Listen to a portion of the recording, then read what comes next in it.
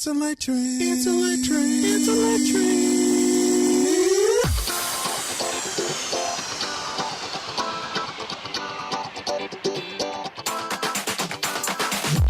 All right, everyone. Welcome to It's Electric. It's electric. It's electric. It's electric. With your host, Afeez Kay.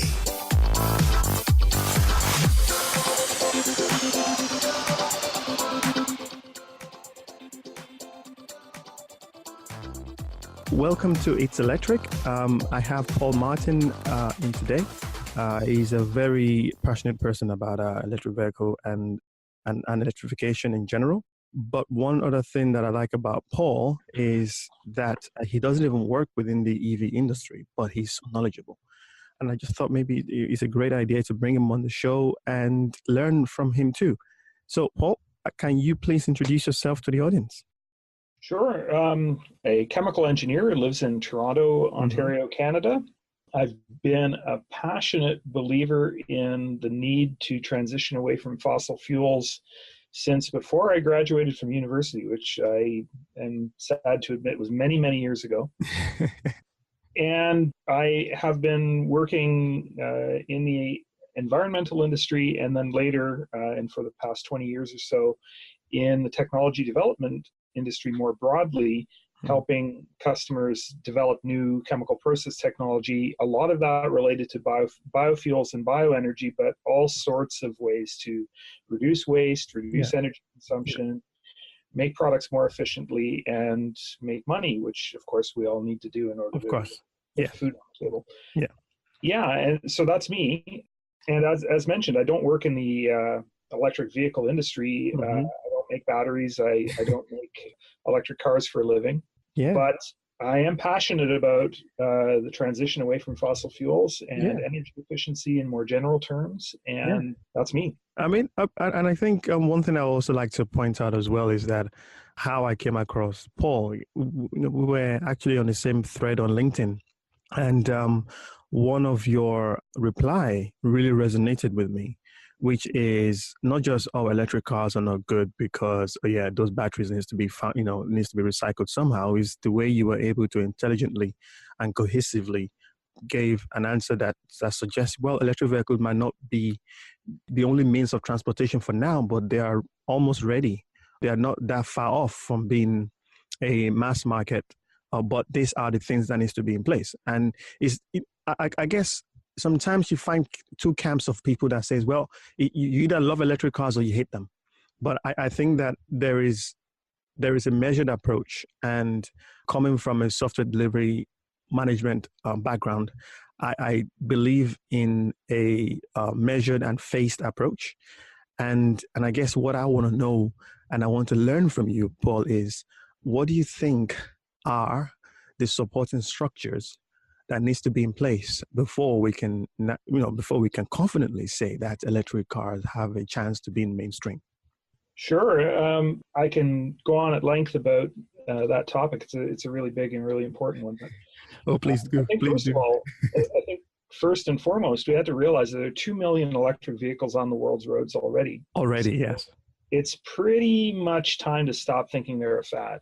Mm-hmm. So they're already mainstream, and there are numerous manufacturers, OEMs making them. They're making them because they think they can make money making them.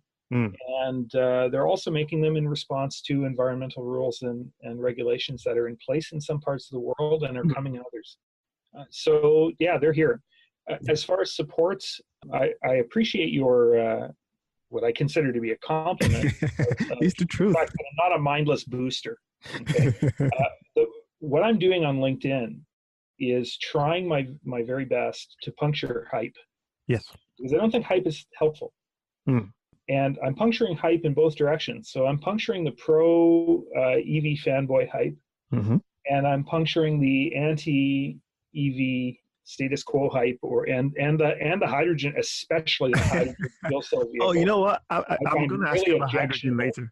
Yeah, I have tons of experience in making hydrogen. I have patents for devices for the making of hydrogen to feed fuel cells.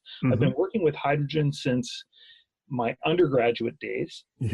I work with it professionally. I know lots about hydrogen, and I can tell you that there's no hydrogen economy in our future. I can say that with absolute confidence. And the reason I can say that is because I know hydrogen intimately.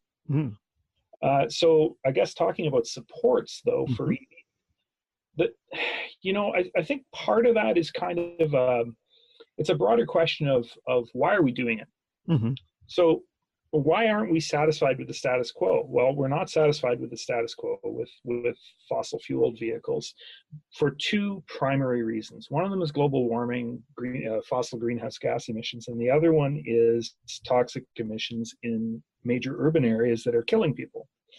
And EVs address both of those concerns if they're done right. So that's great. I mean, what can we say? We've got something that we love, which is the freedom of personal transportation, if we can afford it, of course. Not everybody can. But we've got this thing that we, many of us, myself included, passionately love and find essential to our enjoyment of our day-to-day lives. And right now, the way we're doing it is killing people and potentially doing in the only planet we know of that we can live on. And we've got to fix both of those problems. And EVs are a way to do that, but not absolutely and not under every circumstance. And that's really important to understand. And a lot of my LinkedIn commentary is connected to making those points, to setting the appropriate limits in which EVs make sense and where they don't. Let's look at where I live, first of all. I live in Ontario, Canada. We're blessed. We are so fortunate in so many ways. In one way, we won the geological lottery in that we have this enormous landmass with all this hydro. And we can make about 30% of our electrical needs just from hydro. And have been for a long time. In fact, it used to be a lot more than 30%. But similar to Norway, I guess. Norway, in a sense, right?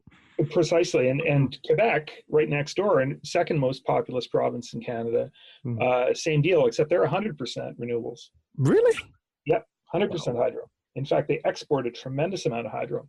Wow. Now, they do run up with a deficit in the winter because there are a lot of rural areas in Quebec where homes are heated with electric resistance heaters because that was the way to do it. There's no access to a natural gas grid and hydro was cheap, so that's how they're heated. And so they actually run deficit in the winter, and Ontario kind of helps kick in. And Ontario, southern Ontario, where I live, is actually quite a hot and humid climate in the summer, with quite a lot of air conditioning demand. And we need a lot of electricity in the summer for that reason, especially in Toronto and Point South. So Quebec actually has the opportunity to provide us with power in summer when we need more of it than we can potentially generate. So we're really lucky. We're also really lucky that our parents' generation, my parents' generation, between the 1960s and the 1980s, made an enormous investment in Canadian nuclear fission power generation. And they did it in kind of a weird way, a way that nobody else in the world did. We chose a more expensive but safer route. And I don't want to, we're not going to talk about nuclear, but in a lot of detail, but suffice it to say that it's produced 60% of our electricity for the past 50 or 60 years. It's done it without killing anyone. Whereas if we'd done it with coal, we would have killed tens of thousands of people prematurely from the emissions. We know where all of the waste is, and disposing of it is more political than a technological problem from my perspective. So I think that was a really wise investment, and we're getting the benefit of that still. However, building new ones is incredibly expensive. And yes, it is. It is. I think in France there's, and even in the UK, there is one that's been built now called Hinkley Point C. Yes, I've heard a lot about Hinkley Point. And oh my word! I mean, that is spiraling out of budget like crazy. Oh yeah. Well, we're currently doing a refit on one of the two units at Darlington, and I think the refit is costing us more than Darlington cost us to build in the first place in the 1980s. And Darlington went over budget by a factor of 4, I think. Wow. The projects are so huge that, and I'm an engineer, I do projects that are obviously tiny fractions of the size of a nuclear power plant build, but the projects are so huge that they're almost beyond the limit of human beings to control as projects. We don't know how to manage them. They're also not really possible to do without the public absorbing the cost of insurance. And that's a huge subsidy. It's an enormous subsidy, and no chemical plant or other kind of power plant is built under those circumstances. They're not underwritten. The insurance needs of those projects are not underwritten by the public, but the nuclear power plants all are. So that's a huge subsidy. So it's, you know, it was a great investment for the time. It's not going to happen again in the future, in my opinion, for a lot of good reasons. But what has happened is we've built a lot of wind power. And as of right now, we're making about, I think, 15% of our power needs in Ontario with wind. The amazing thing is, as a consequence of all of these renewable power generation and low greenhouse gas emission power generation opportunities, Ontario's got power available from the wall socket at 40 grams of CO2 per kilowatt hour. You compare that with Australia at 1,000 grams of CO2 per kilowatt hour. It's amazing. That's so crazy. EVs here are a no-brainer. They really are a no-brainer. They make the most sense of anything. And I believe in that so much, I actually built my own with my son. I felt that I couldn't afford to buy one. So 3.5 years ago, my son and I started converting my old 1975 Triumph Spitfire to a fully electric vehicle. Wow. So you've done conversion as well. Oh yeah. Huh? That's I mean, I believe so much in it that, and didn't want to trash my brand new 2013 Prius C that I had bought to commute back and forth to work. You know, in 2015 when I was thinking about this, or 2014 when I was thinking about this conversion project seriously. So that's what we chose to do. My son, who was 11 at the time, and myself took my old Spitfire, which was ready for the junkyard, and we turned it into a fully electric vehicle. And I've got 15,000 nearly fossil-free miles on it so far. Wow. So how big is the battery? How many kilowatt hour battery? It's 18.5 kilowatt hours. It's a lithium iron phosphate battery pack. So it's got about half the energy density of a Tesla pack. Okay. Oh, really? Yeah, it's and that's good enough. I mean, 18.5 kilowatt hours gives me a practical highway speed range of about 100 kilometers. Okay. So and I drive 61 kilometers to work. Okay, so and then you just charge at work, right? Yeah, I mean, I plug into a landscaping outlet. You guys are lucky in the UK and in Europe that everybody's got 3 kilowatts worth of of power coming out from the socket. Available well, it's about 2.8 if you take away the loss of Yeah, exactly. But I mean, you've got nearly 3 kilowatts available, 2.8 kilowatts available from any wall plug. And here in Ontario, the rest of North America, it's 120 volts, and so it's about 1.4 kilowatts is the maximum you can pull from an ordinary wall socket. But that's plenty enough for me to drive back and forth to work. So I drive to work and I plug into a landscaping outlet.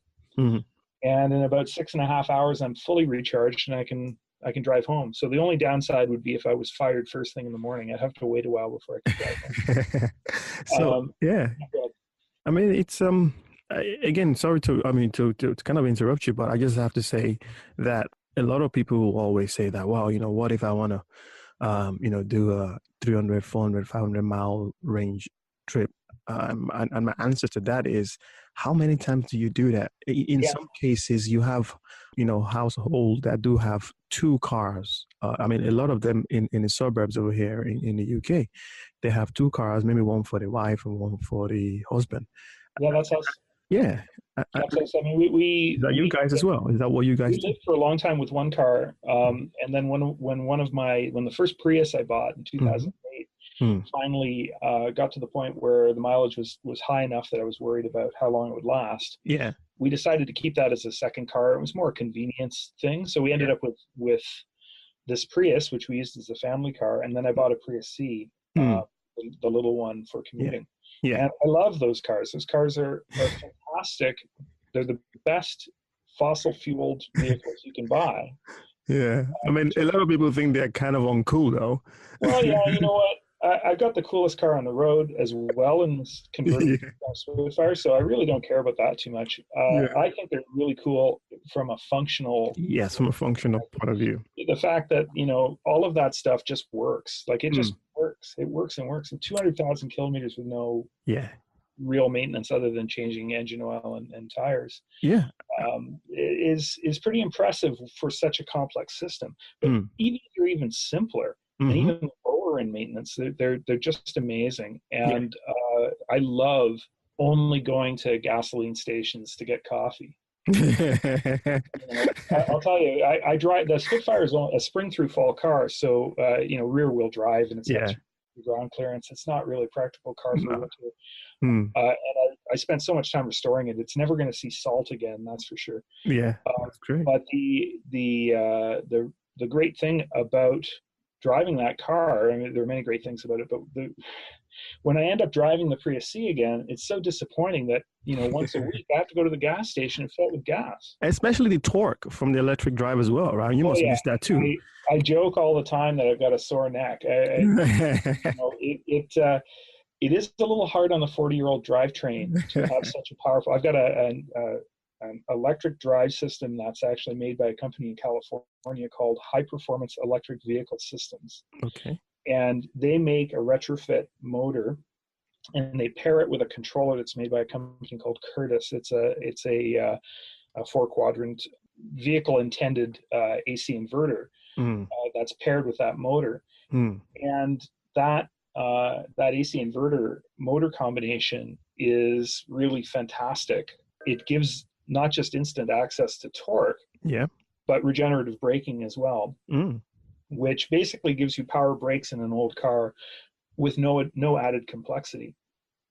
So being able to watch the energy come out of the forward motion of my car and go back into the battery every time I slow down is that's almost as cool as being able to step on the accelerator, without putting your foot on the clutch and have the car just take off.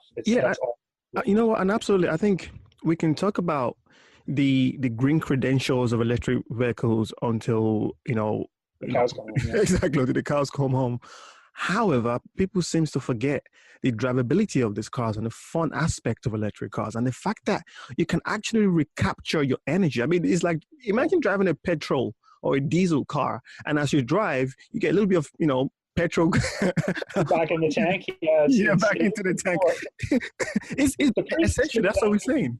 The Priuses give you that feeling, but not quite so much. Not quite as much. And no one's gonna, as you drive by in your Prius, nobody whips out their cell phone and takes your picture. I'm telling you, my Spitfire, as I'm driving on the Queen Elizabeth Way, which is one of the busy highways here that connects where I work to where I live. Yeah, I'll be driving along in the Spitfire, and 3 or 4 times a week, I'll see someone taking a picture of me with their cell phone, and I get a little worried because that means they're not paying quite so much attention as they should be. But I've seen a few of those pictures posted on social media, and it's always comical to see my car. Do you get people trying to race you off the line sometimes? Oh yeah, actually, I had a couple very funny experiences with that. I had a guy in a Jaguar F-Type just completely smoked me at a light one time, and that was kind of fun. But that was one of the few gasoline type cars that ever bothered to deliberately try it.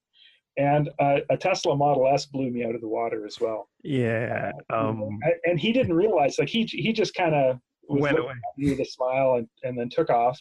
And then he slowed down, and we came to the next light. And I kind of pointed at him, got him to roll down his window, and I said, "By the way, mine's electric too." And he was just sitting there slack-jawed. It was a very funny moment. But yeah, my car's not a Model S. But it'll off the line. It'll definitely outperform most cars. Triumph Spitfire on the road, that's for sure. And we in the conversion community have a joke or a term that we use all the time. We call it the EV grin. Yes. And EV grin is the silly look that you get on your face when you step on the accelerator and the car just takes off. And my face is sore from the EV grin, and I'm not kidding. I mean, if you can remember that, I think we shared an email. Actually, probably one of my first initial email to you was I attached a video of us taking a P100D Ludicrous onto the drag strip against the Ferrari 458 Italia. And we destroyed the Ferrari. Obviously, we knew we were going to win, but we didn't realize how much we're going to. My favorite one of those, and I've seen many in my days, was the one, I don't know if you've seen it, I forget who did it, but somebody raced an Alfa Romeo mid-engine supercar against a Model X with a trailer on the back of it. Oh, yes. And they concluded after they won, and they were worried that the trailer would pull itself apart or basically. I think it's Motor Trend It might have been. I think it's Motor Trend. After they did this race, they concluded that, and then they said, and you folks who've bought these expensive cars may come to the sad realization that the fastest your car will ever accelerate is on a trailer behind a Tesla. Yeah, I remember that actually. I've seen the video before. But actually, you know what? Go ahead. I guess maybe we better get back to the question at hand, which is how do we make EVs, more broadly acceptable? Mm-hmm. And people talk about recharging infrastructure all the time, and honestly, I don't think it's a big deal. Mm. I think most of the initial adopters of EVs are not going to be people who park on the street and have no access to a plug to plug their car into. I think it's going to be more people like me who either, number one, use it as a second vehicle and hence don't really care about range. Mm-hmm. Anytime I'm going to drive a long distance with my family, it's going to be in the Prius. Or they're going to be people who have access to at least level 1 or maybe level 2 charging in their condo parking lot or their driveway or at work in a parking garage or something like that, and hence have that problem already nailed for them. It'll be a lot of commuters, some gearhead people that just really want a really cool, really fast car. But again, the whole recharging infrastructure thing and long distance driving with EVs as well, I see as a bit of a, I don't know, inflexible thinking on the part of people that just don't have an imagination, think that, well, look, people are used to using cars in a certain way and they are not flexible enough to find another way to use them. Yeah. I mean, for me, you probably don't know this, but I drive a BMW i3. That's my daily commute. And obviously being from London, parking space is at a premium. Sure. Not everyone has a parking space in front of their house. I'm lucky enough that I do have a driveway, but not everybody has that. Sure. And the situation is that, especially in terms of the CO2 emission in London, especially in central London, is up to about 9,000 people die as a result, premature death as a result of CO2 and air pollution caused by diesel, buses, cars, and private. Yeah, not CO2, but pollution. Pollution in general. Toxic emissions, fine particulate. Yes, NOx, especially from NOx. Yeah, especially from NOx. Yeah, NOx is really quite prevalent. Ozone precursors, etc. I totally understand that, and you guys have some of the most progressive rules in the world for a major urban center as far as vehicle emissions and so on, and tolls and and we had such progressive options here in Ontario. We just do not. Hopefully it'll happen one day soon. But again, recharging infrastructure, it's definitely more of an issue for kind of the middle range of adoption. Once we start getting more than about 10% adoption, I think we'll really have to worry about that a lot more. Yeah. But I think there's an awful lot of room. If you just look at the number of small commuter ICE cars that are bought, so Mazda 2s, Versa Notes, Honda Fits, all these little Nissan Micras, all these sorts of cars that are out there. There's a surprisingly large number of them, and I think they're the first ones to die. Yeah, I mean, but then again, one thing that those type of cars have over the current EVs that we have now is that they're cheap.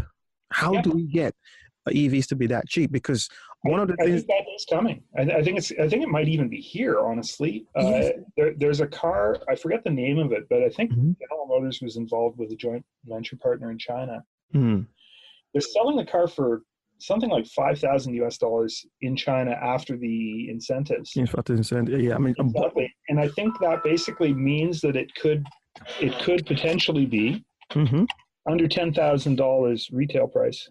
Once the incentives are removed, and I was predicting that would happen in the next decade. It may actually be here. That car's got a very modest range. It's small. It's a 2-seater. It's kind of more like a city car than a real car. Yeah. But it is, if I understand correctly, it is actually highway capable and crash worthy. just with a limited range. Hmm. And I really do see that as a possibility to become an ICE killer at the low end of the range. I don't know if again, I'm not a marketer. I'm trying to search for the car right now so that we can tell the audience what it's called. Honestly, I don't recall off the top of my head. I just remember seeing an article and I looked at this thing and I said, my goodness, if it's $5,000, the day's coming when parity will be achieved. People just argue. They're not arguing about whether it will happen. They're arguing about when it'll happen. Yeah, but don't forget that this is with government incentives, though. So I think. Oh, I don't know. I think people are arguing. The people that I'm talking to are arguing about when actual parity will happen. Yeah, I mean that's what I want to know. Is it going to be 2024? Do you think EV sales can survive without government incentives? Oh, I see. Yeah, I honestly think that there are a lot of people out there who are more optimistic about the rate of the transition than there's cause to be. I think there are some headwinds we have to worry about as well. I mean, everyone's arguing prices for batteries are going to drop, and I agree.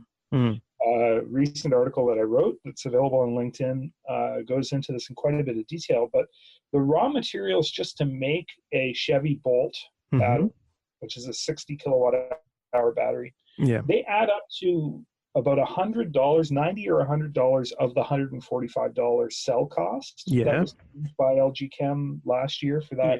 I read that too. For that battery, and yet for some reason or another, Chev is still selling that battery for $260 a kilowatt hour. I don't get it as well. I mean, yeah, that makes no sense to me at all. I'm sure there's profit in there. So I don't know what fraction of it that would be, but the point being that there's no way that it could possibly reasonably cost $100 a kilowatt hour to take $145 a kilowatt hour cells and jam them together into a pack with a BMS and thermal management. I know the controllers and everything. It's not possible for that to happen. So I think if that is in fact happening, then there's a lot of room for improvement on that. I mean, that should be $10 a kilowatt hour. But then again, I mean, you look at companies like Tesla. Let's just talk about Tesla for a bit. I know we talk about some other companies and you notice I haven't talked a lot about Tesla. Yeah, why is that, Paul? Why haven't you talked about Tesla? I think Tesla's done credit where credit's due. Yeah. That company has done more to push to make EVs cool and sexy and desirable, fast, and all that stuff than anybody else. They make incredibly cool cars. Yeah. They're unapproachably expensive still. Yeah. But there's a reason for that, though. But there's a reason for that. Apparently, obviously. I totally get it. And they're making a lot of money on these cars. Oh, yeah. Well, they need a lot of money, and they need a tremendous amount of money in order to scale up to the scale that the market apparently wants them to scale up to. I mean, I think it's just totally amazing that 300,000 people are willing to put down a deposit on a car that doesn't exist. Yeah. Well, now it does. Apparently, that just tells you there's a thirst out there among a segment of the population, I guess, crazy people like us. Yeah. That are willing to pay almost anything in order to have the benefits and advantages of EVs. And that's amazing. That's just so cool. But at the same time, I think Tesla's made a couple, not mistakes, but they've doubled down on some early adopter errors, if you will. The choice of the 18650 cell and now the, what is it, 2170? Whatever it is, but the slightly larger cell, I think that's an error. Why do you think? I mean, you would think having a bigger battery cell, more density would mean that they can get out more range. I mean, the Model 3 right now is getting about 310 miles from a 75 kilowatt hour battery compared to a Model S. Right. Yeah. Well, here's my argument on that. Okay. Cylindrical cells they chose them for a whole bunch of reasons, but two primary ones. One of them, and again, this is just me speculating, it's just a technical guy who doesn't work in this industry, so I could be just totally wrong. But here's my speculation, as somebody that does know about making things and a little bit about, kind of the physics and chemistry behind this stuff too. They picked a battery that was being mass produced for laptops. That's the primary reason they picked it. The other is they happened to pick a chemistry that is so sensitive to temperature that it needs to be this NCA chemistry that they're using for their cathodes is so sensitive to temperature that they have to do a really, really good job of thermal management in order to keep the batteries alive. So they just accepted that as something that they had to do. And the cylindrical cells make that easier to do. But since then, people have come up with chemistries like the NCM chemistries that most of the others are using that aren't anywhere nearly as thermally sensitive as NCA is. Thermal runaway starts at 350 degrees C instead of 200 degrees C. And as a consequence, they can get away with packaging, a larger pouch or prismatic configuration and pack more kilowatt hours into a single cell with less casing and less associated stuff. So there's always this argument, and this happens among our clients as well. There's always this argument about numbering up versus scaling up. And let me give you an example of that. Let's say we have to move 100 tons of earth an hour in a mining operation. Yeah. We could choose to do that with one driver of a gigantic Volvo mining truck that costs millions and millions of dollars because they're made by hand, basically. They're made one at a time. Or we could choose to do it with 100 pickup trucks. Now, the 100 pickup trucks are mass-produced, but they're not cheaper. Yeah, they're not. So the Tesla approach is the 100 pickup trucks approach. They're buying a whole bunch of little cells that are mass-produced on machines, and then they're jamming them together into modules with robotic welding equipment that attaches all the little lead wires and the fuse wires and all that stuff that they have to connect together in order to make these modules. And they think somehow that's going to be cheaper instead of using a module that's got whatever 2 kilowatt hours stored per module. I forget what their module has, but it's 4 or 6 kilowatt hours per module. I forget the number. But instead of doing that, having individual cells with almost that much capacity, and getting rid of all of that associated extra can material and space between the cells and all that other stuff, that really isn't necessary if you go with another chemistry.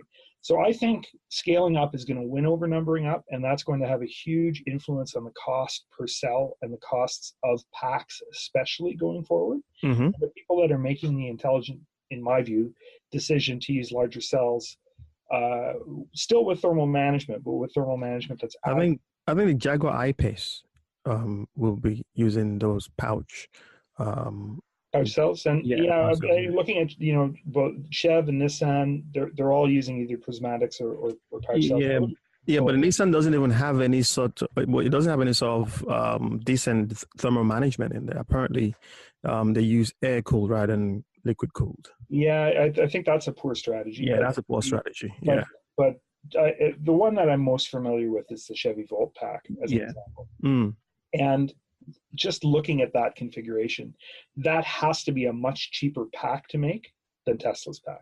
It seems so as well. I mean, it's a smaller car in terms of size, and it's 60 kilowatt. I believe that battery has to have more than 60 kilowatts, because there's a YouTuber called Bjorn Nelen in Norway. Okay. And he went to South Korea to test the Bolt.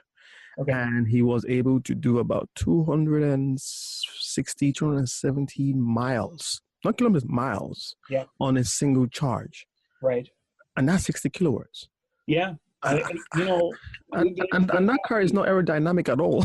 So. I know it is a bit of a brick, but the cool thing here is that I think we're going to see continuous improvement, small incremental improvements, but continuous in the battery technology on all kinds of fronts. I think there's still the possibility of breakthroughs, although I'm very skeptical about them, and I'll believe them 3 months after I've seen them as opposed to every time they're announced. I think we're going to see continual improvement in driving down the cost. I think people other than Tesla are going to win that battle, though, for the reasons I've articulated. Doesn't mean Tesla can't catch up by changing what they're doing. It just means that they've bet on what I consider to be a three-legged horse as opposed to a four-legged one. And the kind of the balance of stuff in the car can also drop in price quite a lot as a result of just the learning curve and increasing scale and and the like. Once the scale of manufacturing gets bigger, now Tesla has done some smart things. One of the smart things they did is no distributor network, and I think that's a really important thing, because here, going back to your original point, one of the things that's killing EVs and EV adoption in Ontario is the dealers. Yes. The OEM dealers, they know that EVs are their death. EVs are going to result in all of those return trips for servicing, changes, maintenance, filter changes, and all that stuff. That's all going to go away. All those people that used to go for a walk in the showroom to look at the new model while they were having their oil changed on their existing car, they're just not going to go to the dealerships anymore. And the dealerships' high margin service business is going to die. And so the dealers know this, and they want to delay this adoption. The people that are selling the cars are not knowledgeable about EVs. Don't sell them very effectively. And the OEMs are kind of blowing hot and cold on it as well, because they know that these EV models are eventually going to replace the current models. I mean, they're going to cannibalize some of their most profitable business from stuff that they've got a sunk cost into developing. So they want to make as much money from an existing car design as they possibly can without cannibalizing it by having an EV model that basically means that nobody buys that car anymore. So there's a whole bunch of perverse incentives and disincentives in there. And in Ontario, we have this even worse thing. Now, you see, we have this fantastic neighbor called the United States. And in the United States, there's this tremendous purchasing power that tends to drive costs down, which is great. The trouble is that being in a nearby country with a different currency, the dealerships are actually able to play games with the pricing. And so the OEMs here take our incentives, and we have really generous EV purchase incentives here in Ontario. And they basically take those incentives and add them to their sale cost. So the EVs here in Ontario cost, once you've converted Canadian dollars to US dollars and so on, they cost a lot more than they do in the US. So that begs the question, why don't Canadians just go to the US and buy cars? Well, if they wanted to, that our equivalent of the VAT, which we call the GST or HST here in Canada, is a disincentive to that, because you might have to, if you buy a car in the States, you might have to pay US state sales tax on it, and you might not get that back at the border. But even more, dealerships like the Toyota dealerships, as an example, I know this from personal experience buying my first Prius, the dealerships in the adjacent states, in New York State, Michigan State, etc., have been told that if they sell a car, a popular model, I guess, but I think it's any car, to a Canadian, to someone with a Canadian address, that they will lose their dealership. And that's permitted. I don't know why. It's in restraint. It should not be allowed. It should be contrary to, of course it is, antitrust rules, but it is in fact the case. So I couldn't buy my Prius in the States. I had to buy one in Canada. I had to pay the price that had been jacked up by an amount that was suspiciously similar to the purchase incentive that was being offered in Ontario. And those sorts of games have to stop, because we really, really want that public money, which in a sense isn't really a subsidy, it's really just deferred taxation. But we want that public money to be effective. We want it to result in people buying these cars that provide all these environmental benefits, as opposed to just going into the pockets of the OEMs. So we want adoption to happen. We're willing to provide incentives for it, but right now the incentives are not being effective as a result of the I guess kind of gaming on the pricing by the OEM. So we're hoping that gets changed. The other thing that would be great for EV adoption, and also great for renewables adoption in more general terms, is smart EVSEs. Okay. Right now, EVSE, as electric vehicle service appliance or service equipment, that people miscall a charging station, is a pretty cheap, pretty dumb piece of equipment. And it could very easily be made a lot smarter by the addition of some interfacing that feeds back to both I guess a cell phone app would be one idea, but there are others. and to the electric system, like the grid system operator, which is called the IESO in Ontario. Okay. And those guys right now have installed at my house a few years ago, at no cost to me, a device that turns my air conditioner on and off at their discretion. And there are certain rules. And in return for letting them do this at no cost to me, I got a little discount on my electric bill. And I got a little Bluetooth device that allows me to read my time of use meter on my electricity outside, which I thought was a really nice thing to use. And so I did it for that. And also because I understand why they're doing it. What they're doing this for is to provide themselves with switchable demand. And that's great for grid stability. It's also great for ensuring that the province of Ontario doesn't end up generating more or less electricity than it needs, and hence getting screwed on the pricing. So we could so easily do the same thing with EVSEs, level 2 EVSEs.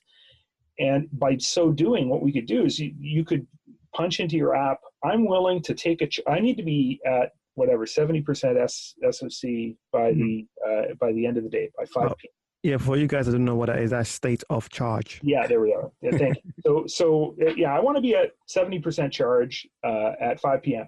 I don't care when I get there, though.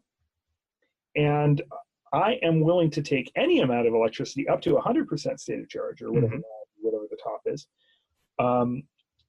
if the price is lower than whatever, 10 cents a kilowatt hour. And you could punch that all in to an app on your phone, and the EVSE would take care of the rest. And so if the grid system operator sees that the wind turbines are spinning like crazy because a front is blowing in, and he needs to get rid of that electricity somewhere and doesn't want to give it to the states at a loss, he could dump it into all the EVSEs at a really low price, and the province would be better off. And all of a sudden, our ability to accommodate more wind turbines would go up. That would be pretty cool. And that doesn't do any of the dumb stuff that this vehicle to grid stuff that people are talking about does. So just to let people know what that's about. People have been talking, a lot of the hypesters have been talking for a long time about how great electric vehicle batteries are as a way to store grid electricity, which we can then use to power the grid. And if you think about that for a minute, it's basically using the electric car's battery as a load balancer. When we have less, we put it back in there, and then if we have more, that's right. And using it as a load balancer is a great idea. That's exactly what a smart EVSE would do. Except it wouldn't do it by taking energy that's already been dumped into the battery back out and trying to stuff it into the grid. The trouble with doing that is several-fold. One of them is that every time you use a battery, every time you cycle it, you're doing some changes to the battery, which accumulate over time and result in loss of capacity of the battery. The other thing that is happening is you're losing some energy, because each time that you charge or discharge the battery, there's some heat generated. It's not very much. The lithium batteries are really efficient, but it's a little. And not cycling the battery is better than cycling it. It's more efficient.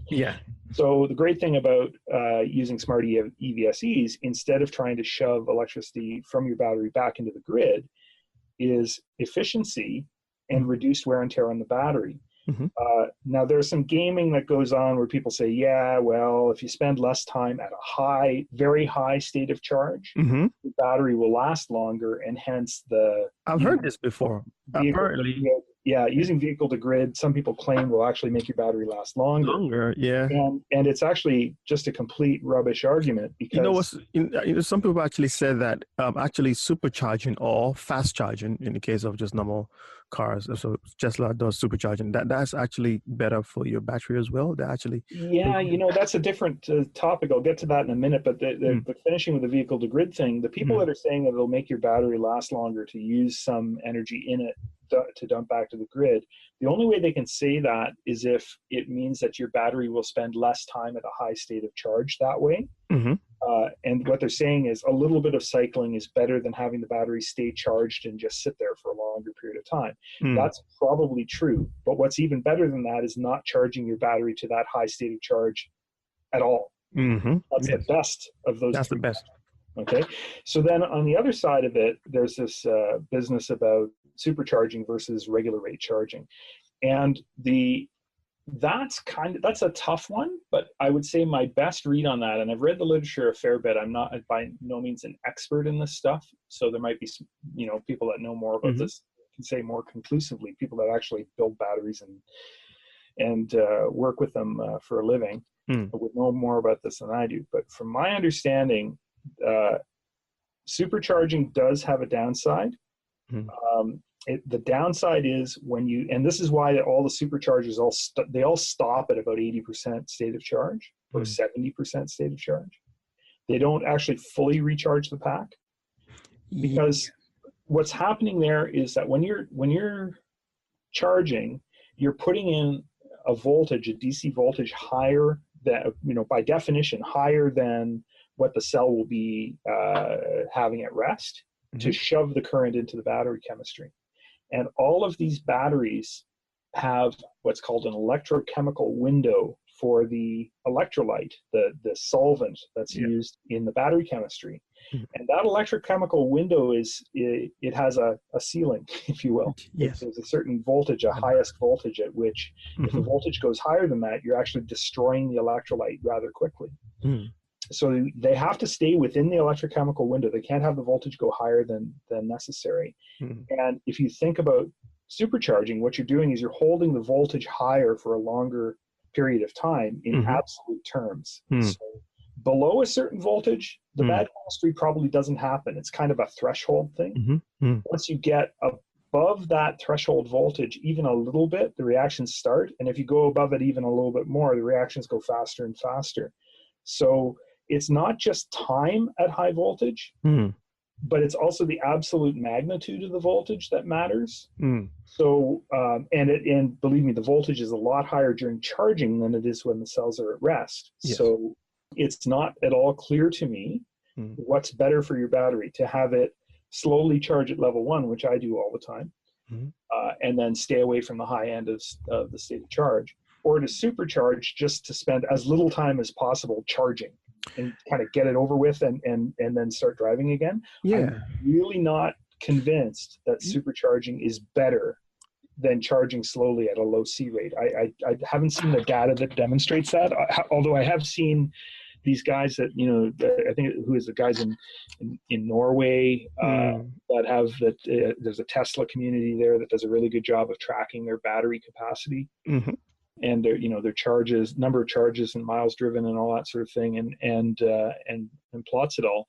And their data is starting to suggest that supercharging isn't as damaging as people may have initially thought. So I'll defer to the data, but at the same time, from a fundamental electrochemistry perspective, it is a bit of a toss-up, and it's not at all clear which of those two things is better: slow and steady charging or supercharging.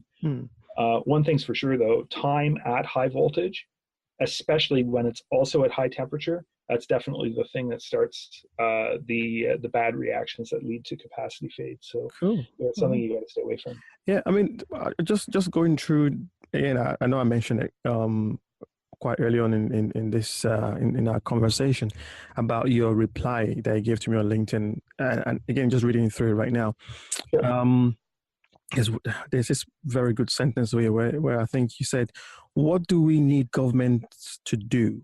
We need both steep fossil carbon taxes and toxic tailpipe emission bans in major urban areas." Can you please elaborate on that a little bit? Absolutely. Especially the fact on the carbon taxes. The reason why I'm saying that is because it seems like we are essentially polluting the environment, we're destroying the environment, but there is no cost to this. There is no tax to this. Yeah. So can you just elaborate on that sentence? It's very interesting for me. Sure. This is something I believe fervently. So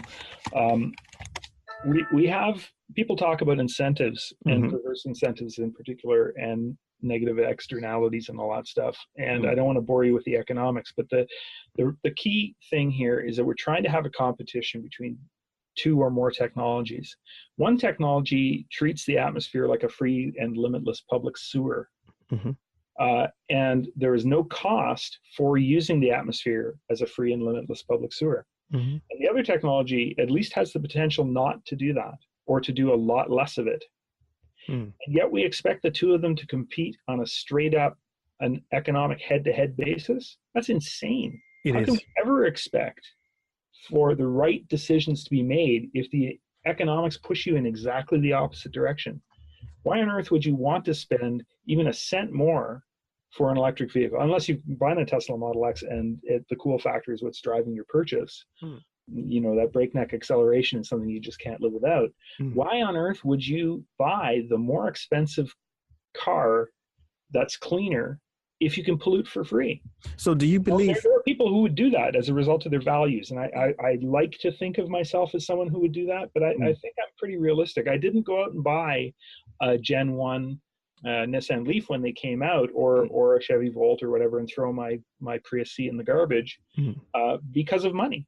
You know, I'm a rational economic actor like other people. So I think it's nuts that we think that this transition is going to happen in return for no money, that for some reason or another, people are just going to start selecting electric cars.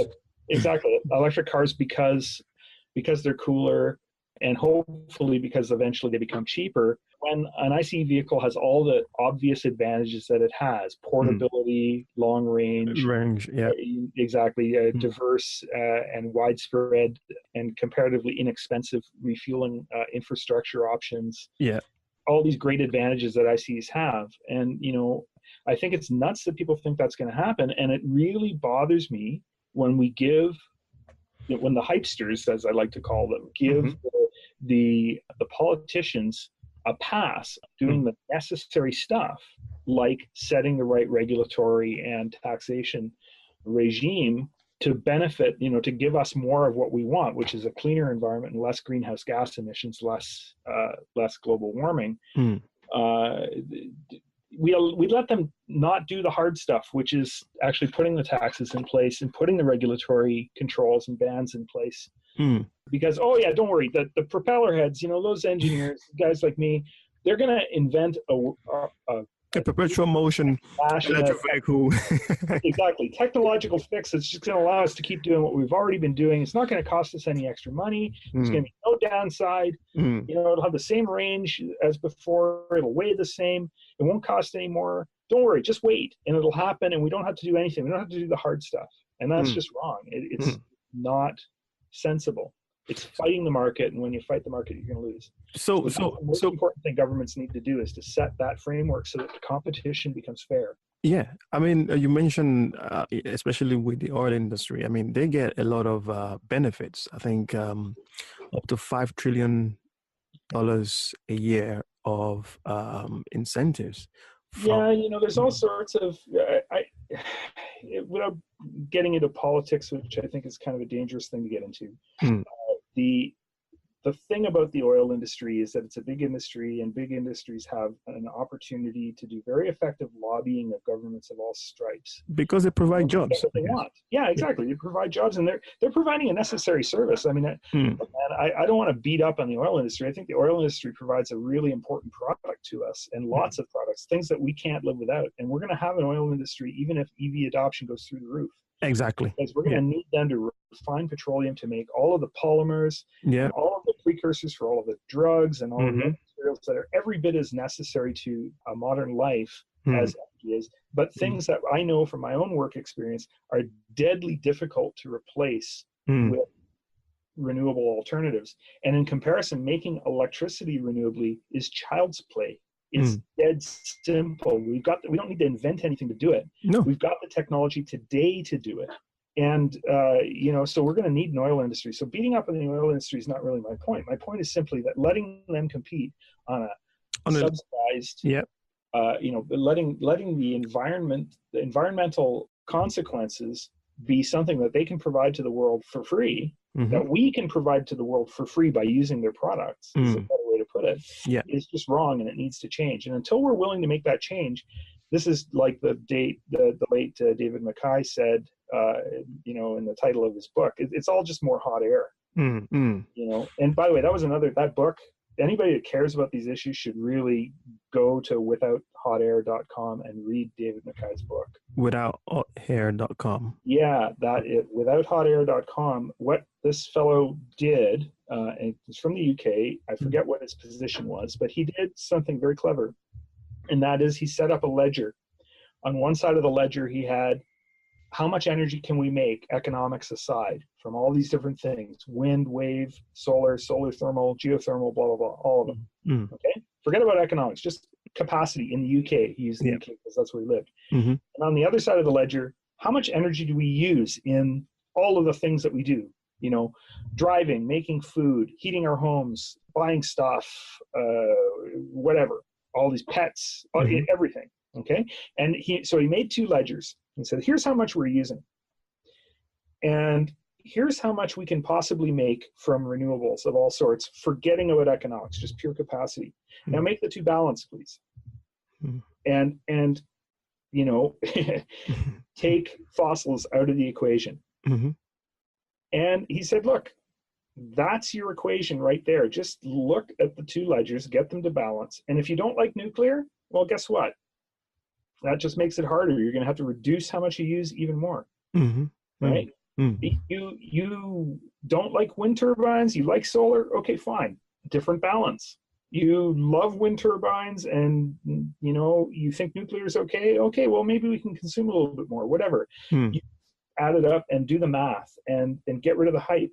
And that, I really believe that's the right approach. I think it's maybe a little bit of gear-headed technocratic approach, but I am an engineer, so I certainly think like that, and I think it's the right approach, and I think more of it needs to be done, and that's what I've been doing on LinkedIn. I've been writing article after article, taking these things apart. So when somebody like Elon Musk says, look, man, we use so much electricity to make gasoline that all we have to do is not make gasoline anymore, and the cars can drive almost the same distance on the electricity we didn't make to make the gasoline. And I hear that, and I go, yeah, well, that's obviously wrong. What I do is I go out and I do the math to figure out where the error came from and what the right answer is. And so I wrote an article on exactly that topic. I went to the Argonne National Laboratory's GREET model estimates for petroleum energy production and energy efficiency, and I worked it all out. And it turns out that the guess is that statement is wrong by like an order of magnitude. Because it confuses electricity, which is more like thermodynamic work, with heat, which isn't. And, you know, when you compare the two, you can't compare them at 1-to-1 because they're not worth the same. So, and that's exactly what I've been doing. And then you hear these guys saying, these detractors saying, oh yeah, you know, those batteries, they're full of all these materials and there aren't enough of them in the world, and they take too much energy to make.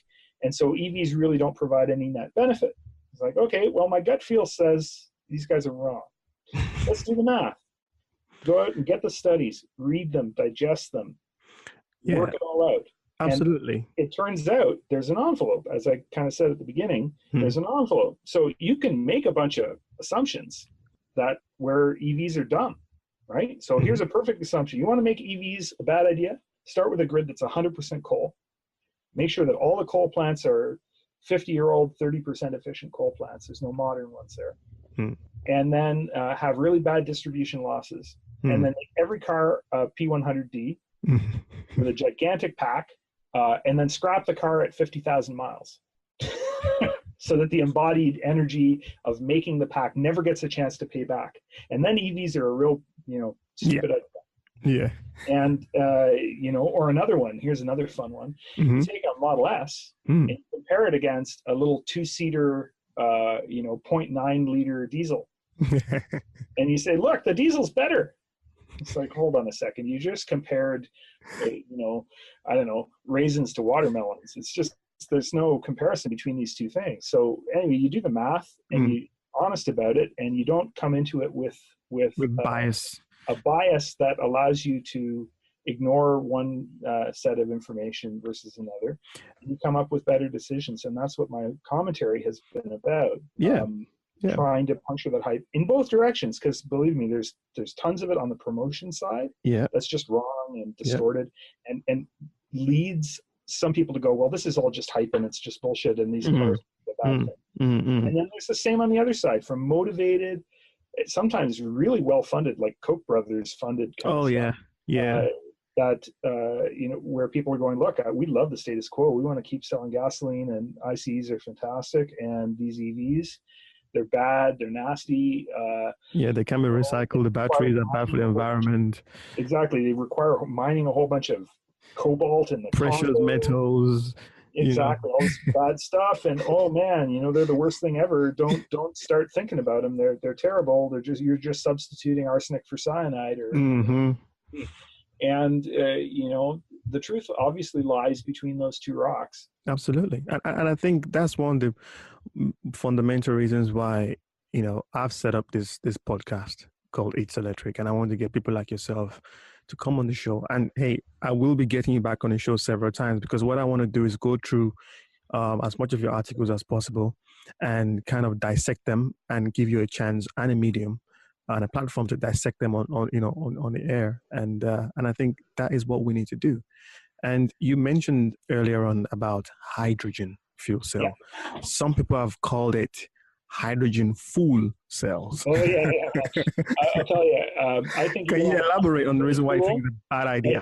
I think Elon Musk is a really cool guy, and I'm really impressed with and grateful for the work he's done in developing EVs.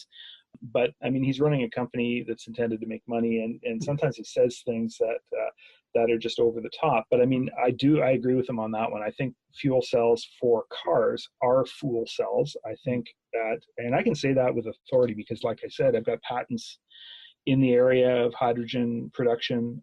I worked on a project many years ago for a major oil company that was trying to develop hydrogen generation equipment for refueling cars for fuel cell applications. So, and I've worked with hydrogen, like I said, since my undergraduate days. I know it intimately. And hydrogen, the trouble with hydrogen is hydrogen. It's hydrogen. That's the problem with hydrogen. Yeah. You can't fix that. You can't, because it's bonded to everything, right? So there's too many steps. Yeah. So you can't mine hydrogen. You've got to make it either from natural gas or water. Both of those processes are at most about 70% efficient, starting with either electricity or chemical energy in the form of natural gas. You end up with only about 70% that much energy in the hydrogen when you're done. And the thermodynamic limit isn't too far away from that. So you're not going to do much better. It's not like you're going to invent a new catalyst that's going to make that 90%. That will never, ever happen. Then the next step is you have to compress it to high pressure. And by high pressure, I mean 10,000 PSI. And exactly, 10,000 PSI. What is that? I know.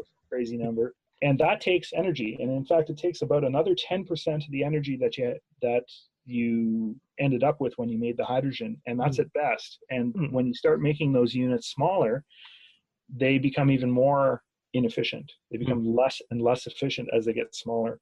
And then the third step is you've got to convert it back to electricity in a proton exchange membrane fuel cell. Yes, and that's expensive. It has to be a proton exchange membrane fuel cell because you want to run it at low temperature. So that's your choice. It's it. You're going to dump it into an internal combustion engine, give up.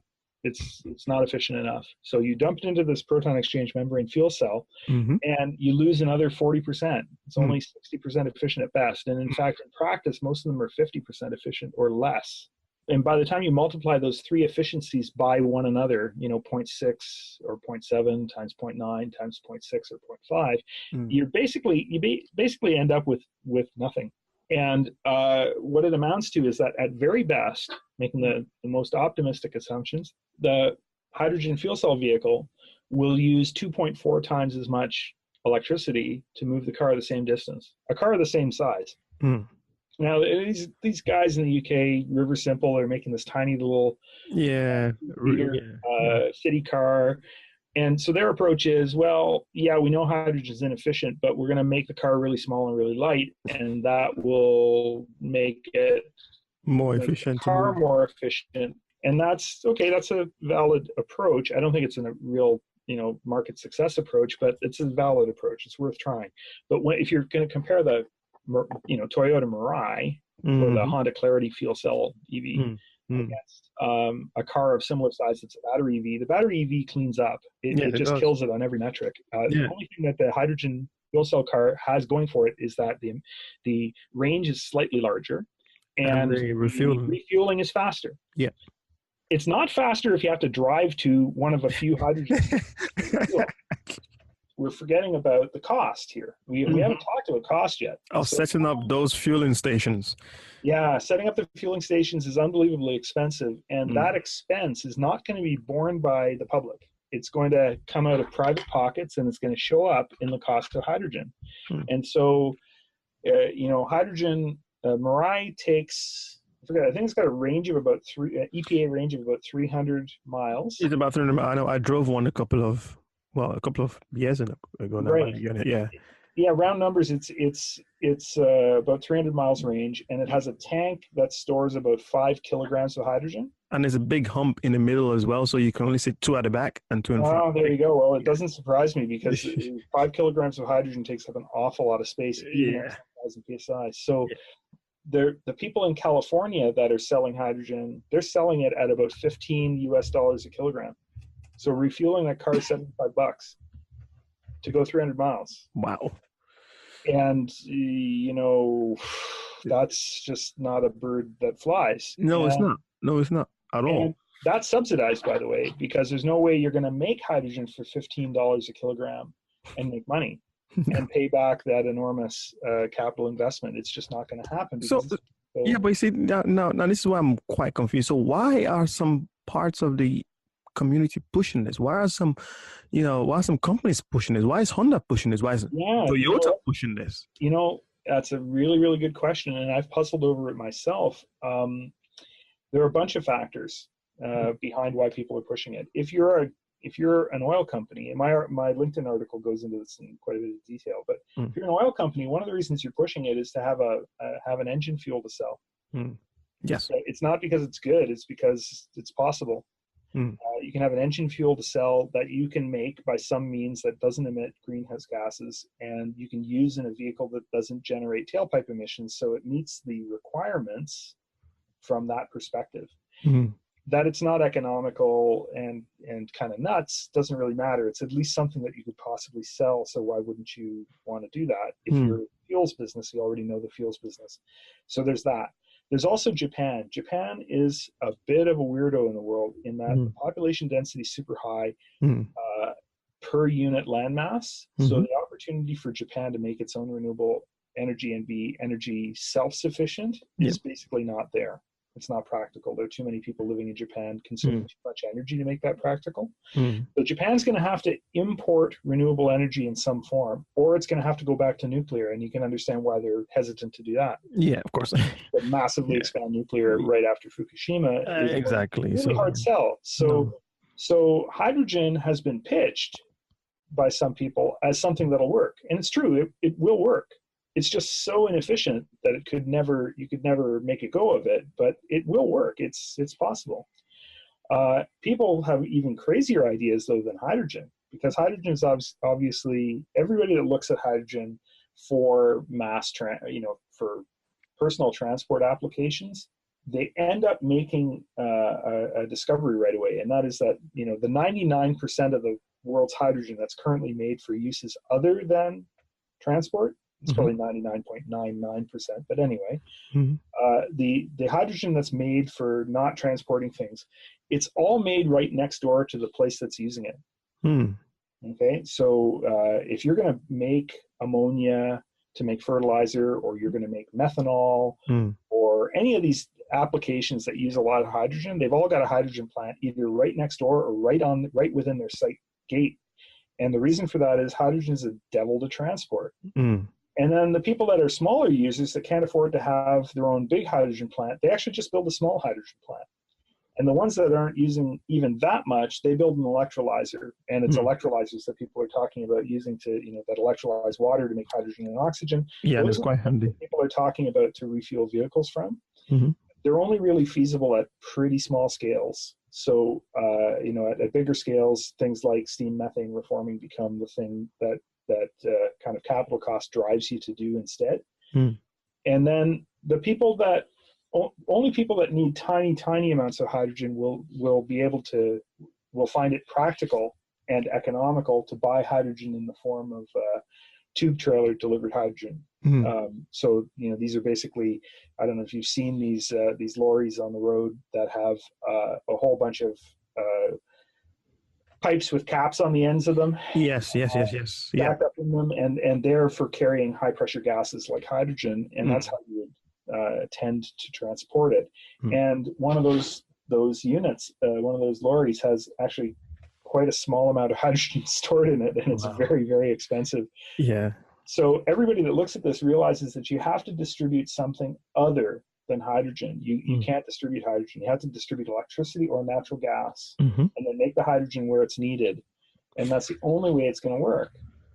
You know what? You raise a good point there, and I think that what maybe we're looking at this in a different way. Maybe there isn't one solution to our energy or our transportation energy, provision. What I mean by that is maybe in some places electric vehicle is more popular or is more feasible, and in some places hydrogen is. And I say this because a couple of weeks ago I went skiing in Austria at a place called Outback, and I was pretty high up in the mountains, and my iPhone at 20% when I go up to the eye of the mountains just died. Just died because obviously batteries and cold, temperature just don't mix. Whereas if you have a hydrogen, there is a possibility that, you can still drive your hydrogen fuel cell cars at a, quite low temperature.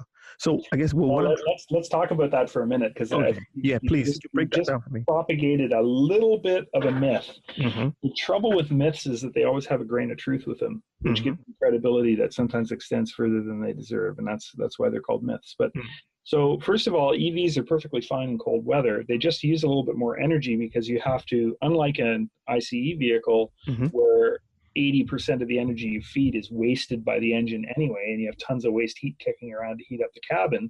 In an EV, there isn't any waste heat, so you have to actually waste energy from the battery to make heat to heat up the cabin. And that can result in a drop in range of 15 or 20%. And then the fact that it's cold outside and the air is thicker and there might be snow on the ground, and you have to run your blowers and your lights and all that stuff more often, that might take another 10. So you end up at 30-ish% more energy use, and hence 30-ish% less range in cold weather and very cold weather than you would have in warm weather. It can be even worse if you're driving for long distances at very slow rates. So if you spend 3-4 hours in your car running your heater full blast the whole time, your range is not going to be very great at all. And the other thing is the assumption that hydrogen's better in cold weather, and that's definitely not true. In fact, the reason that a hydrogen fuel cell vehicle has to have a battery, one of the reasons that it has to have a battery in it, and they all do. Yes, they're all EVs, basically. They're EVs. Now, every part, including the battery, the only thing is the battery's smaller. And then they have all the hydrogen stuff, which costs a ton of money on top of it, and takes up a whole bunch of space. And, but one of the reasons they have a battery in there, and not just to use the regenerative braking and to moderate the size of pack fuel cell stack that they need, which they need to for economic reasons. But they also need it in order to start up the fuel cell. And, remember the product is water. Yeah. It's not ice. True. And if it's ice, it's not coming out. So you need to heat up the fuel cell stack in order to get it warm enough for the reactions to happen, because they're temperature dependent reactions. So therefore you would need some sort of thermal management system then, because else. You absolutely do. Which then it does waste. It's less efficient than an EV, so it generates a whole bunch of waste heat, which I don't know, honestly, if the Mirai and cars like that actually have some kind of a liquid recirculation system that's used from the fuel cell stack in order to do cabin heating. I don't know if they do that or not. I suspect they don't, but just from a practical perspective, it's unlikely that they do. But they definitely need a means to heat up the fuel cell stack before they start it. They can't start it, it can't be sitting there at -30 and then they start running it. That won't happen. So they need to warm it up. And all those other factors, the thicker air and the thicker lubricants in the gearbox and all that other stuff, they apply to hydrogen fuel cell vehicles just like they do to EVs and to ICE vehicles as well. I mean, it does, obviously, because the range is greater. You don't notice it. We know cold. We know what cold is, and we know how to drive cars in cold weather. Of course you do. Every ICE vehicle that I've ever owned has been 15 to 20% less efficient and had 15 to 20% less range, if you will, Hmm. in the winter than it did in the spring or fall. Now the range goes back down in the summer when you're running your air conditioner like the devil, but the point being that they drop, thermodynamically, they should be better in cold weather because the cold reservoir temperature is lower. But in practice with an internal combustion engine, the efficiency doesn't increase as a result of that cold reservoir temperature. It's actually a whole bunch of factors combined to drop the efficiency of the vehicle in cold weather. And that shows up and this is documented, you can look it up, that, typically in the States, I think an average in the States, it's about a 15% decrease in fuel economy in winter versus the rest of the year. But obviously but because ICE cars have got obviously a range of 600, 700 miles in some cases. It really doesn't matter to you. It doesn't really matter, yeah. Now, if you're somebody like me who watches the fuel economy like a hawk, you notice. And, the great thing about cars like the Prius and most modern cars now is if you want to, you can have a display up there that shows you moment by moment what your fuel economy is, because it's actually just reading off of the fuel injection, fuel flow rate sensor or somehow out of the engine control unit. So you have all that data, and on the Prius, you can't ignore it. It's right there in your face. So it actually motivates you to be a smarter driver. Cool. So that's hydrogen then. Yeah, I kind of put a bullet in hydrogen's head. And, I think the people that I used to work for on those projects probably don't appreciate that too much, but they abandoned it too. So, or if not abandoned it, just shelved it as something that just was a dog that doesn't hunt. And others are kind of back onto it as an alternative to selling gasoline and diesel, because they see those days they're not going to end in the next couple decades, but certainly the drops in production and sales of those fuels going forward are definitely expected. Yeah. So not just as a result of EVs, but just improvements in energy efficiency in vehicles and people using fewer vehicles and the like. Yeah. So I guess the conclusion here is, especially with hydrogen, and a lot of people always ask me this as well, is I guess hydrogen is good some of the time. It's fantastic in theory, and in practice it's always bad. So that would be my conclusion. Maybe places like Japan. Maybe Japan could be a lot more. There might be of a better use case. Little markets in the world like Japan where they don't really have an alternative. And then there's all the vehicles that can't use batteries because batteries aren't good enough. Okay. So like one example would be long distance transport. Oh, wait a minute! But I thought Tesla just came out with a truck. Yeah, but it's a 500-mile range truck. If you want to buy a 1 megawatt-hour battery for, I have no idea what they're going to sell that for. But I can tell you right now, they're not selling that truck with that 1 megawatt-hour battery for $150,000 US. I honestly, when I saw the price, I'm thinking, how are they doing this? Is there like a different battery chemistry that is a lot cheaper? And is this solid state? I think it's vaporware, honestly. You think so? I think that Mr. Musk has finally realized that the people that are buying his stock are buying it on a speculative basis. And unless he keeps the speculation going by feeding them stuff, they might turn around and realize that, oh, now hold on a second. This is an investment in a company that has not made any money yet. Maybe at some point we should reconsider that investment. So he's feeding the hype and he's saying, well, yeah, batteries are getting better. So I can offer a vehicle that I'm not going to make now, but I'm going to make in a few years that will have better specs than any vehicle I can build now. Wow. I think that's true of the Roadster, and I think it's true of the truck. But again, that's just my wild speculation, which is worth nothing. I was just going to mention the Roadster as well. 621 miles. Yeah, it's awesome. But it has to have room for a pack that's twice as big as a P100D. You know what? In a little tiny car. Where's it going to fit? There's a they don't have a battery that has twice the energy density of their existing one. They do not have that. Maybe. Oh, I don't know. If they did, it would be in cell phones right now because it's not their battery, it's Panasonic. Yeah, exactly. Because obviously Panasonic is their battery partner. There's a guy that I know. I call him Uncle Bobby. His name is called Robert Llewellyn. He has a show called Fully Charged. Yeah, I know that guy. Yeah. I don't know him personally, but I've seen the show. Yeah. Oh yeah, I know him. He's a very good how can I say, mentor of Mhm. mine. And he knows one of the YouTubers that's actually been in the Tesla Roadster, and he's said that he was told that it's a little bit high. It's almost like the battery has been stacked up on top of each other. Yeah, they So probably have. Yeah. yeah, so I don't know. I mean, but I just think it would be very brave or stupid of Elon to come on, on air and say, yeah, we can do 621 miles without some sort of evidence, at least Oh in yeah, the no, lab. I mean he's got a plan. He's got a plan. Yeah, It's like, well, he better be. have you seen that cartoon? There's a funny cartoon where a guy's working some equations out on a blackboard, Mm. and then he's got this big kind of clouded area, and it says, "Then a miracle happens," and then below, and then his buddy says, "Bob, I think there's a problem with this step here." So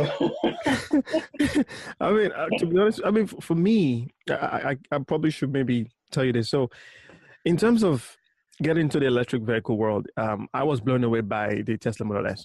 yeah, That was one of the first things, and this was like 2013 or so, oh yeah, that car's 2014. awesome. Yeah. And Oh, when I took my first Tesla test drive in London Westfield Center, it was actually the left-hand drive because I didn't have any right-hand drive in the UK. Obviously, as you know, we are right-hand drive. And at that particular time, it was miles ahead of anything I've ever driven.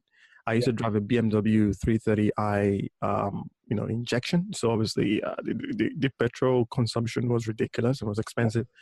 And so this really blew my mind.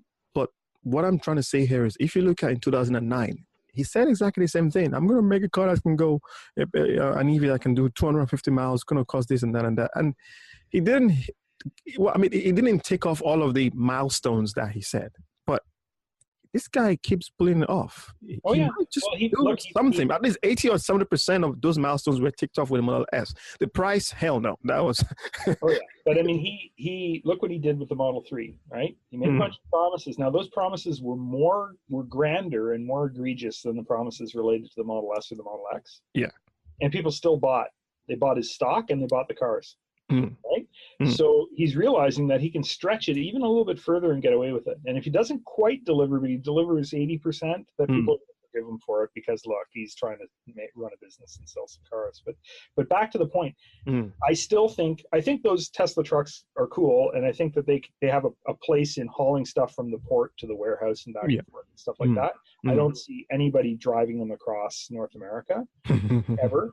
So I really think long haul transport is not feasible with batteries at the pricing that they're at now. Maybe in a couple decades, maybe after somebody cracks the aluminum air or zinc air problem. Or maybe graphene. They've been talking about graphene. I don't think graphene's such a cool thing, but I think zinc air or aluminum air, if that you make a secondary battery that lasted. What about solid state? I mean, solid state's just faster charging and maybe a little bit more energy density, more safety. So I don't see any big breakthroughs in energy density coming from solid state. I hope I'm wrong on that, but I think the big things going forward would be breakthroughs in metal air batteries. If we can make those reversible, rechargeable, the energy density goes through the roof, and efficiency will drop because they're more like a metal fueled fuel cell than they are like a battery.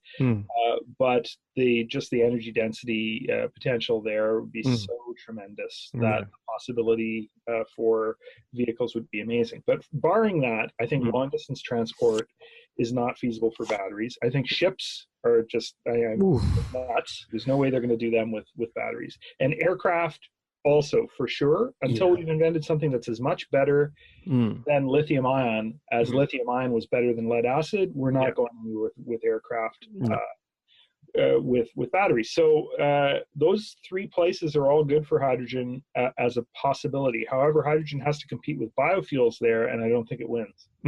So I think hydrogen's basically just a dead end, period, where although there might be some markets like Japan where for their own weird little reasons, it's kind of like looking at Brazil. Brazil is another weird little place in that they have all this sugar cane and a highly protected market, and there are some things that make sense in Brazil that don't make sense anywhere else in the world, and that's the way Brazil is and probably will be for the foreseeable future. So there might be some places in the world where hydrogen kind of makes sense for some bizarre reasons, but from from the point of view of straight up engineering, it doesn't make sense anywhere for transport applications where a battery is a competitor. Yeah. Okay. I mean, wow, that's a lot of information there. And if I can just ask you another question, probably one of the last questions is, when do you think electric vehicles, and this is electric vehicles, not just e-cars, but electric vehicles in general, I'm talking about e-trucks, cars, vans, will be at least take 51%, which is majority market share. What year do you think that might be? That's a hard one. I will say that, first of all, I am totally unqualified to offer an opinion on this, but I'm going to. How about your personal opinion? Your personal opinion. I'm qualified to offer an opinion on this because I'm not at all a market researcher. Disclaimer. Enough about all, but I have to say it, Yeah. So now I'll take a shot. Go on. People are talking about mass EV adoption, and I'm not talking about 50% of sales. 50% of sales, I think 50% of vehicle sales being EVs, it's decades away. And, I would love to be wrong. This is one of these things where I would just absolutely love to be wrong. But just looking at it from the point of view of the kind of transition that's needed to make that happen, the kinds of things that have to happen in the world for that to happen, it's just something that doesn't happen in a few years. You know what?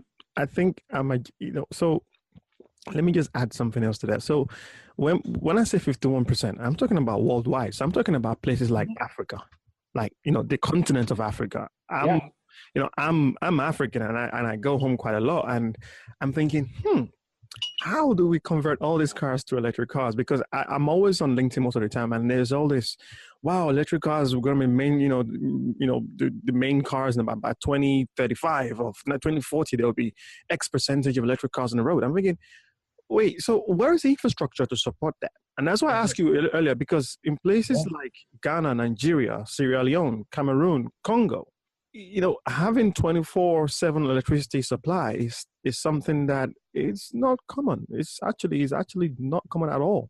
Having it reliable even when you've got it is not common either. Exactly. And now I think we have to be really careful with analogies, but let's use one for a moment and see how far we can stretch it. Okay.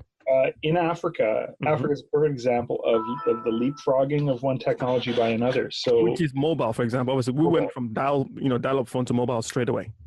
Exactly. Well, you went from phone to mobiles, as opposed to through landlines to mobiles. Yes. There's a possibility for a renewable energy transition to happen in Africa and in India and in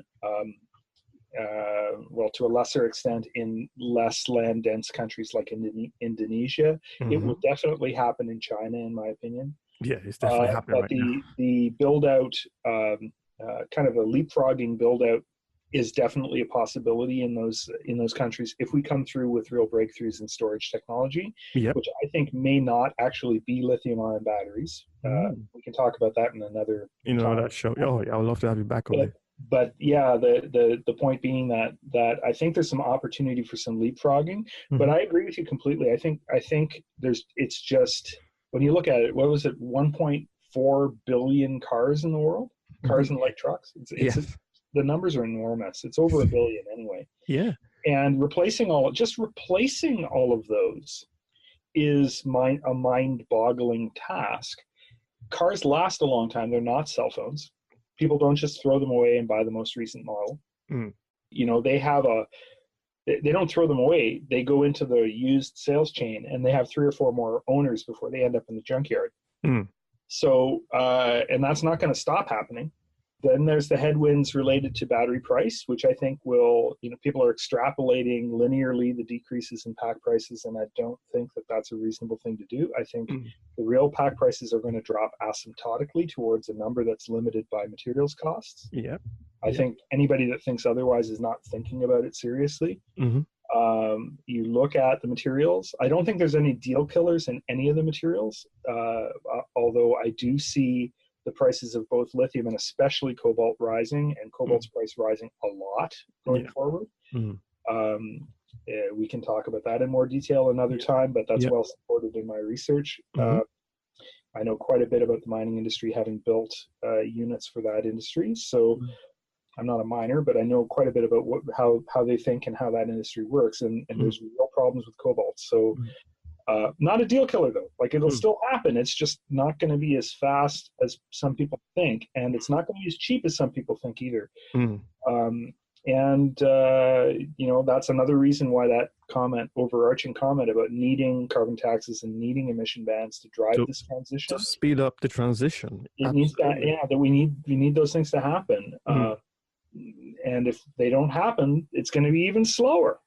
So, I mean, that's my feeling is it's not going to happen as some of these predictions. It'll probably happen faster than I think, but way slower than these people are predicting. I see this transition taking many decades and never really being complete. So are we talking about 2050 or something, where we can see maybe 51%? Yeah, I'm thinking it's certainly not going to be in 2030. Looking at the rates right now, extrapolating them, that seems very unlikely. So somewhere between 2040 and 2050, but that's a total guess on my part. It could be longer. It's hard for me to imagine it being shorter though.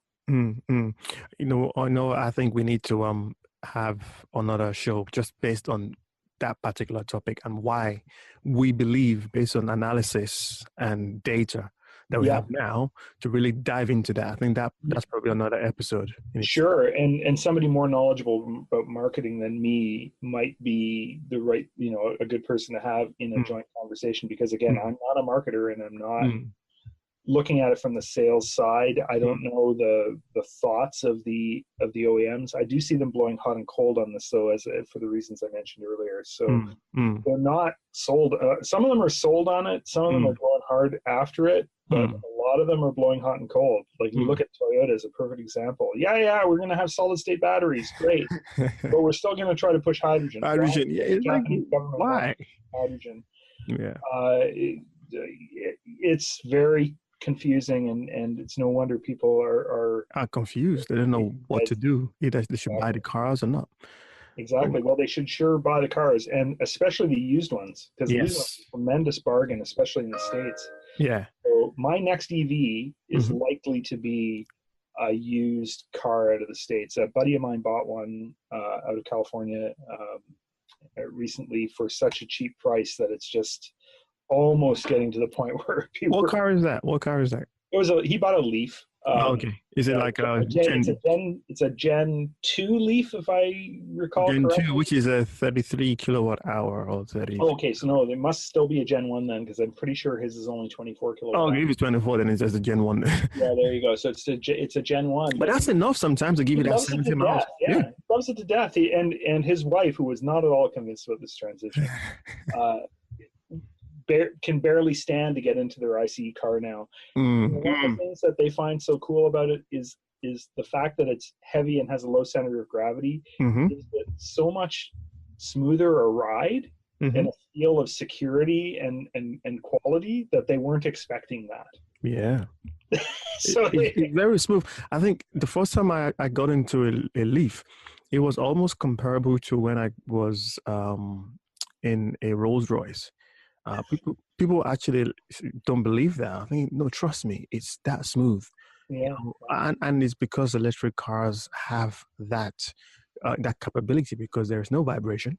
I mean, well, if you come to Toronto and come for a ride in my Spitfire, you won't have a smooth ride. But that's probably just because of the suspension, then, isn't it? The way you yeah, that car it's still the corners like glue, which is awesome. Really fun.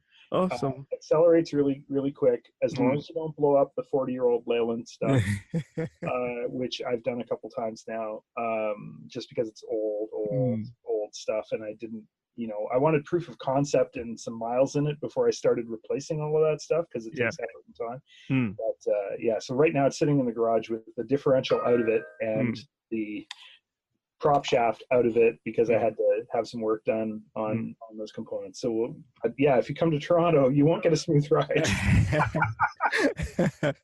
And one last question just before I let you go. I know I've taken a lot of your time, but it's because you have so I can much. talk about this all day. Oh, great! Because I'm definitely going to have you back. I've learned a lot. I mean, I think I know some things about electric cars, but you know a lot, and I like to learn. And hopefully, we can use this medium to kind of educate other people as well. Sure, I hope so. But just one last question: what advice would you give to people that are thinking about the transition to electric cars? Why should they, convert to electric cars? Oh, sure. If you can sum it up in about 2 sentences. Yeah, so sure. Nice and punchy. The key has to be the environmental benefit, but it's a way for you to get this environmental benefit without, and it's a benefit that you're providing to the whole world, not just yourself and your kids, but to the whole world. It's a way for you to get that benefit without actually making a whole lot of sacrifices on your own part. We're not asking you, to go ride a bike, which if you can, you should. All we're talking about is asking you to change from one kind of car to another, and by so doing, drop, as an example, the amount of energy you're using by a factor of 5, and in my locale, drop the CO2 emissions per mile driven by 96%. I know, because you guys are so clean, obviously, with your hydropower. For just buying a different car. Yeah. So really the question is, why wouldn't you do it? And here's why you wouldn't do it. If it's your only car and you've got relatives who live a long distance away from you, then, you probably want a plug-in hybrid. Or just get a train.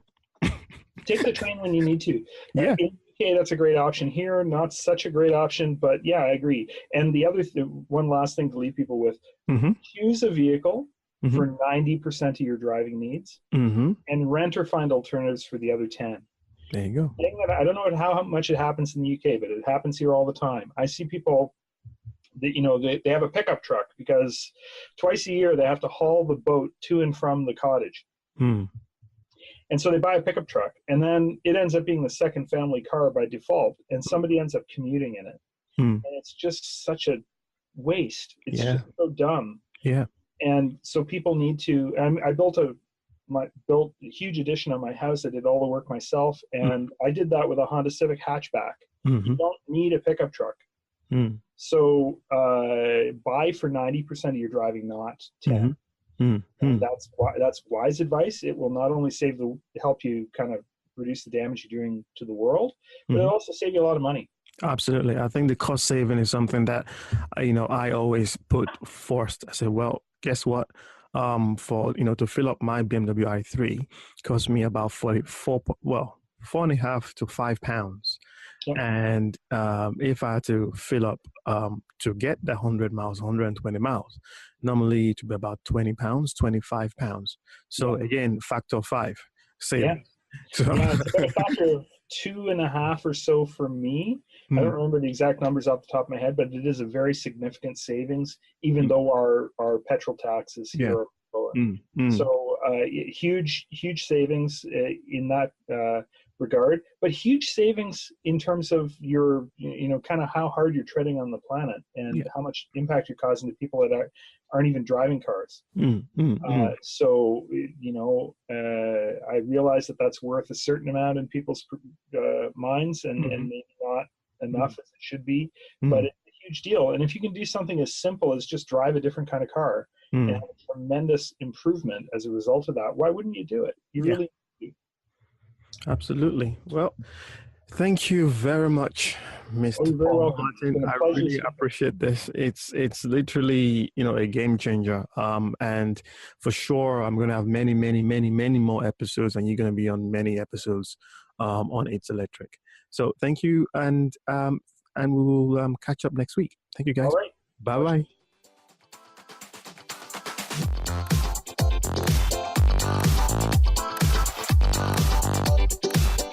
Thank you for tuning into It's Electric. But if you like what you heard, go on to Apple Podcasts, give that 5-star review to Afeez, and let him know you love his show. Also, Do Afeez a solid by going to teslarentals.co.uk to test out an electric car. That's teslarentals.co.uk. And for more on It's Electric, you can also look on itselectric.co. That's itselectric.co. After all, it's electric. It's electric. It's electric.